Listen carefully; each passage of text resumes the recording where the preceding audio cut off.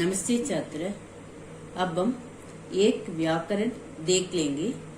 इस व्याकरण का नाम है संयुक्त क्रियाएं।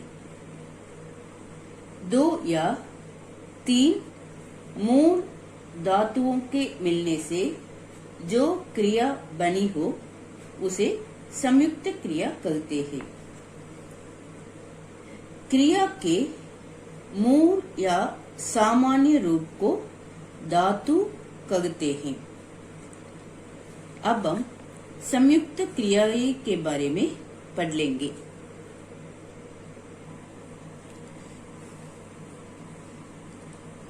ये वाक्य देखिए। पढ़ना,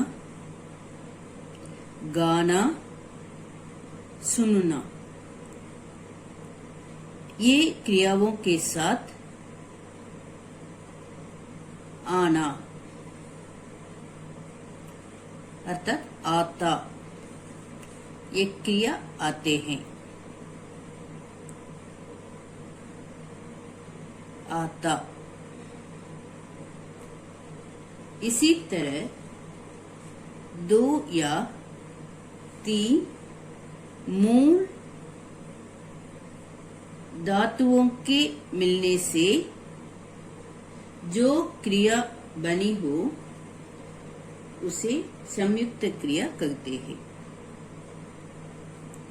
स्कूल जाने के बाद पढ़ना आता है।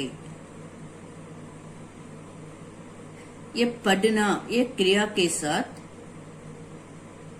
आना माने आता, ये क्रिया आती है। स्कूल जाने के बाद पढ़ना आता है।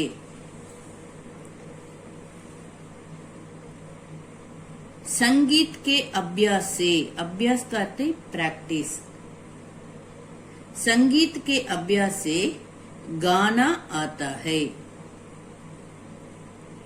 चिकित्सा के बाद, ट्रीटमेंट के बाद बगरे को सुनना आता है। इस तरह पढ़ना, गाना, सुनना, ये क्रियाओं के साथ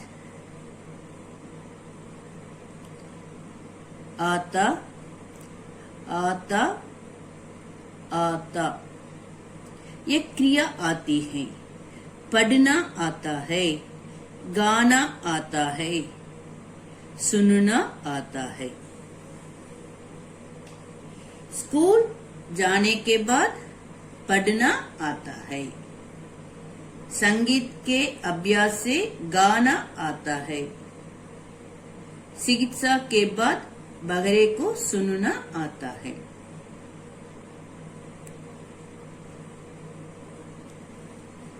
आवश्यकता बोधक क्रियाओं का प्राणिवाचक उद्देश्य संप्रदान कारक में आता है। मुझको जाना है, ये आवश्यकता, ये बताने के लिए इस तरह कहते हैं। मुझको जाना है, आपको बैठना पड़ेगा, सबको हिंदी सीखनी है।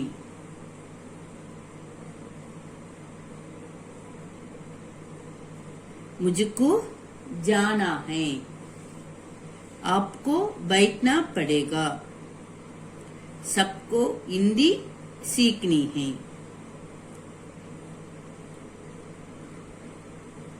चाहिए, चाहिए ये लिखते समय हमको हिंदी पढ़नी चाहिए। इस तरह ये चाहिए, ये लिखते समय कर्ता के साथ को लिखना है।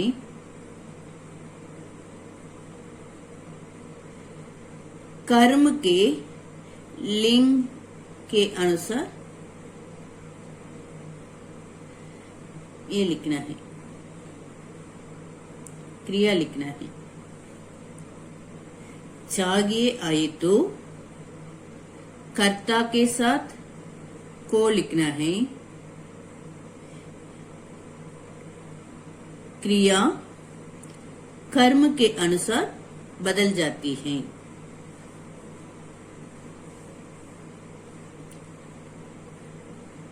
जागिए, आए तो कर्ता के साथ क्या लिखना है? को लिखना है। इधर लिखे ना हमको, उसको। इस तरह कर्ता के साथ को लिखना है। क्रिया कर्म के अनुसार लिखना है। कर्म स्त्रीलिंग में है तो क्रिया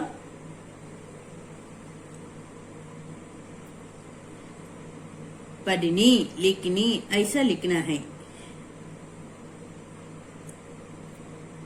कर्म पुल्लिंग है तो पढ़ना, लिखना, ऐसा लिखना है। इस तरह चाहिए ये लिखे तो कर्ता के साथ को लिखना है। कर्म के अनुसार क्रिया को लिखना है। हमको हिंदी पढ़नी चाहिए। इधर देखिए कर्ता के साथ को लिखे हैं। ये कर्म के अनुसार इधर पढ़नी ऐसा लिखे हैं। उसको कहानी सुनानी चाहिए। इधर कर्ता के साथ को लिखे हैं।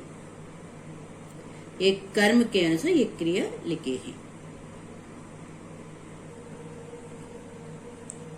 रोगी को दूध पीना चाहिए। मुझे और कुछ उदाहरण है। ये देना अथवा पढ़ना, इस संबंध में और कुछ उदाहरण देख लेंगे।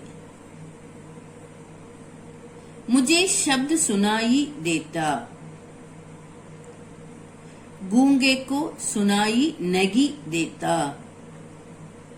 अंधे को दिखाई नहीं पड़ता।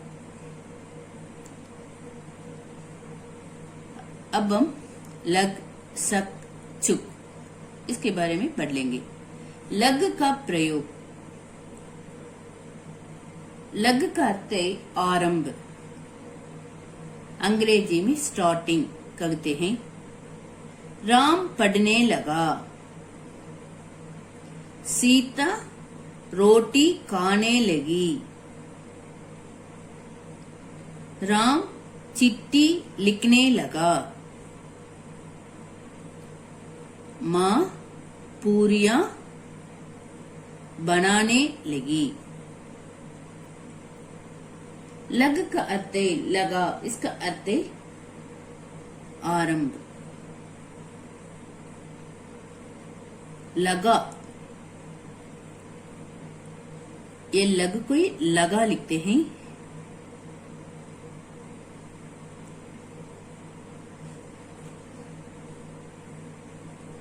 राम पढ़ने लगा, सीता रोटी खाने लगी, ये लगा।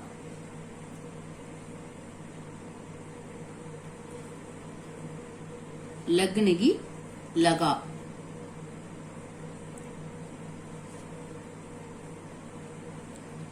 राम पढ़ने लगा। सीता रोटी खाने लगी। राम चिट्ठी लिखने लगा।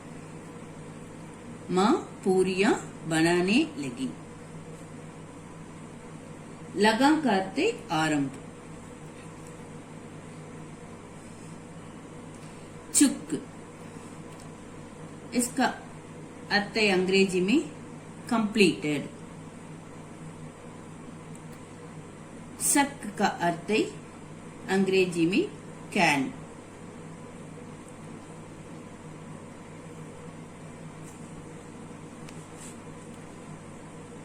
वह पढ़ चुका। सीता पढ़ चुकी। पिताजी थक चुके। माँ खाना बना चुकी, लड़के पढ़ चुके। चुक का अर्थ है कंप्लीटेड, वह पढ़ चुका। सीता पढ़ चुकी,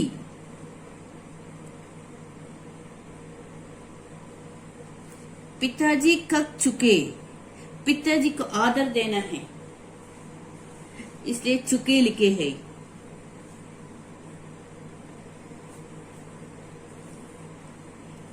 लड़के पढ़ चुके, लड़के बहुवचन है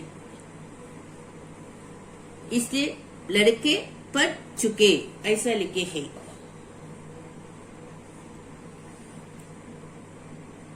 सीता पढ़ चुकी,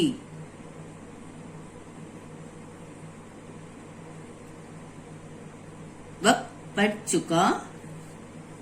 सीता पढ़ चुकी, पिताजी कब चुके, माँ खाना बना चुकी, लड़के पढ़ चुके।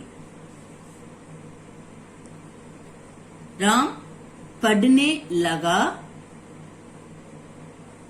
सीता रोटी खाने लगी, राम चिट्ठी लिखने लगा, माँ पूरियां बनाने लगी। इधर देखिए ये लगा इधर लिखते हैं ना, इसलिए इसके क्रिया के साथ ने लिखे हैं। पढ़ने लगा,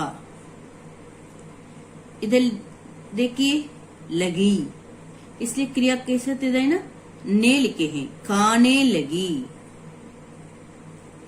ये लगा इधर लिखे ना इसलिए इधर लिखने लगा। बनाने लगा, बनाने लगी। पढ़ने लगा, खाने लगी, लिखने लगा, बनाने लगी ऐसा लिखना है।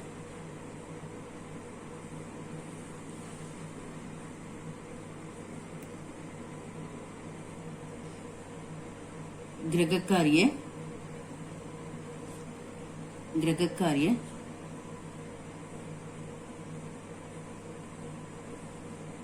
इधर 3 वाक्य हैं, इधर 3 वाक्य हैं, कुल 6 वाक्य हैं। ये 6 वाक्य को अच्छी तरह एक बार लिखिए। कुल 6 वाक्य हैं, ये 6 वाक्य को अच्छी तरह एक बार लिखिए। धन्यवाद।